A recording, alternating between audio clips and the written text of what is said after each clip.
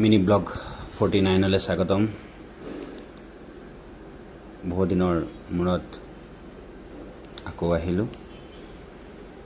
সাৰ্ভিসিঙৰ time হৈছে, গতিকে সাৰ্ভিসিঙৰ কাৰণে আমি এনেকৈ উইণ্ডো মেচিনবিলাক খুলি আনি বঢ়িয়াকৈ সাৰ্ভিসিং কৰোঁ।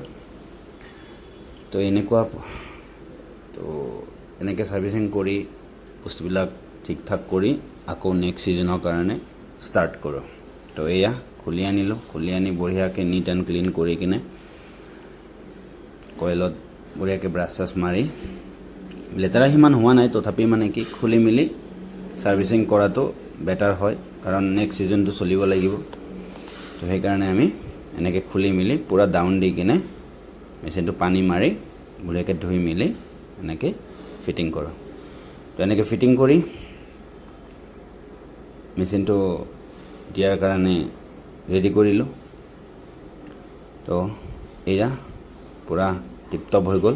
এতিয়া আকৌ আমি লগাই থৈ দিম। তো পেচেণ্ট নাই, তো সেইকাৰণে আমি ডাইৰেক্ট সাৰ্ভিসিং কৰি অলপ সময় ৰাখি এনেকৈ ফিটিং কৰি থৈ দিলোঁ। যেতিয়া পেচেণ্ট আহিব তেতিয়া আমি চলাই দিব পাৰিম।